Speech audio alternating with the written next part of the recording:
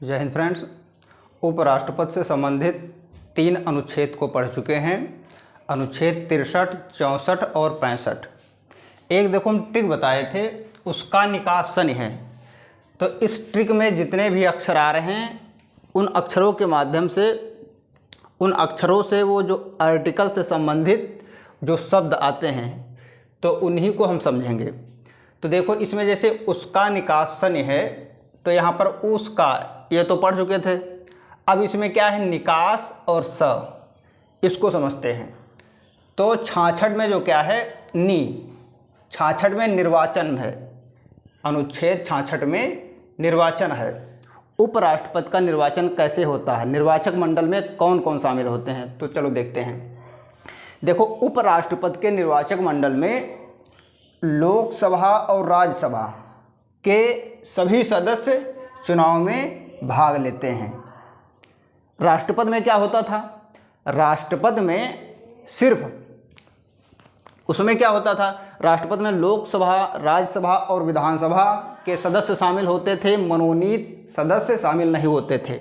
लेकिन इसमें क्या है, संसद के दोनों सदन, लोकसभा, राज्यसभा, सारे सदस्य चाहे चुने हुए हों चाहे मनोनीत हों, सारे सदस्य इसमें निर्वाचक मंडल में शामिल होते हैं।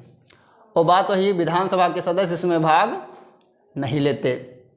होता कैसे है, इसमें भी वही आनुपातिक प्रतिनिधित्व के आधार पर एकल संक्रमणीय मत के द्वारा, गुप्त मतदान द्वारा होता है।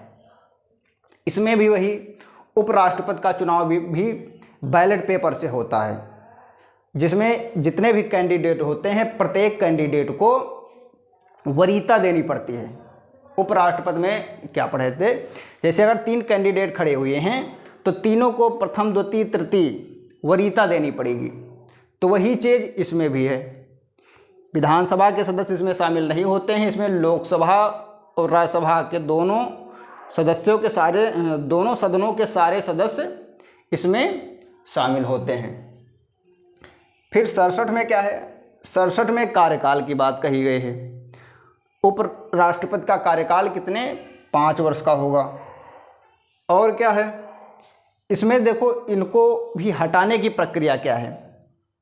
उसमें क्या होता था, राष्ट्रपति में दोनों संसद के दोनों सदनों में से किसी भी सदन से हम प्रारंभ कर सकते थे।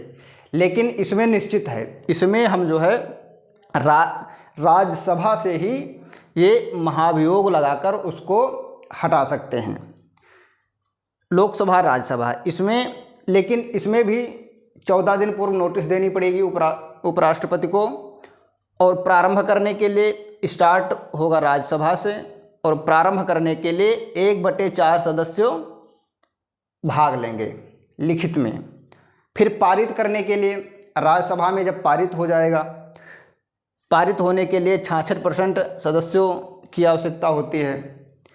राज्यसभा में पास हो गया प्रस्ताव, फिर इसको 14 दिनों के अंदर अंदर लोकसभा में भेजेंगे, वहाँ भी 66% से पारित हो जाएगा। बस चुनाव आयोग को भेज दिया जाएगा और उपराष्ट्रपति का पद खाली हो जाएगा। महाभियोग की प्रक्रिया सेम वही है, जो राष्ट्रपति में होती थी वही उपराष्ट्रपति में होती है। लेकिन इसमें प्रारंभ अनिवार्यता है कि राज्यसभा से ही प्रारंभ किया जाएगा। अब 68 में क्या है, 68 में समय आकस्मिक रिक्ति, उपराज्यपाल की अगर आकस्मिक रिक्ति होती है, कैसे, पदावधि के समाप्ति से पूर्व ही निर्वाचन कर लिया जाएगा। अगर मान लो 5 साल के लिए होता है और 5 साल तक की वो अपना कार्यकाल चलाता है, तो उस कार्यकाल के दौरान जिस तिथि में कार्यकाल समाप्त हो रहा है शपथ ग्रहण की डेट से, तो उससे पूर्व, उससे पहले ही, कार्यकाल समाप्ति से पूर्व ही चुनाव की सारी प्रक्रिया कर ली जाएंगी। और जिस डेट में समाप्त होगा फिर उसी डेट के बाद से इसका शपथ ग्रहण पुनः हो जाएगा। इसमें फिर क्या है, अगर उपराष्ट्रपति का पद जो है मृत्यु से, पद त्याग से या महाभियोग आदि स्थितियों से अगर पद रिक्त हो जाता है तो पद को यथाशीघ्र पुनः चुनाव द्वारा भर लिया जाएगा और अवधि समाप्त, देखो अवधि शपथ ग्रहण से 5 वर्ष तक रहेगी। इन स्थितियों में पद खाली हुआ तो बीच में ही चुनाव होगा और चुनाव होने के बाद जिस डेट में उपराष्ट्रपति शपथ ग्रहण करेगा तो उस डेट से 5 साल तक की वह अपने पद पर रहेगा। लेकिन देखो जैसे विधायक है, एमएलसी है या सांसद है, इनका पद जब रिक्त होता है तो शेष जितना कार्यकाल बचता है उतने दिनों के लिए पुनः चुनाव करा के वो दूसरा जो नया सांसद या विधायक जाता है तो शेष समय के लिए ही कार्य करता है।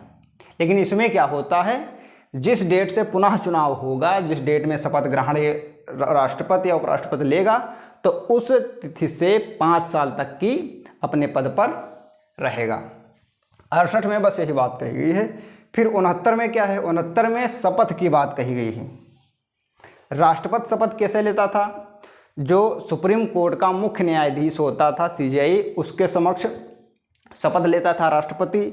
लेकिन इसमें क्या है, उप राष्ट्रपति जो है राष्ट्रपति के समक्ष शपथ लेगा। अगर वो नहीं है तो उसके द्वारा अधिकृत कोई भी व्यक्ति जो है तो उसके समक्ष उपराष्ट्रपति शपथ लेगा। तो देखो निकास, नी से क्या है निर्वाचन, 66 क 67 कार्यकाल,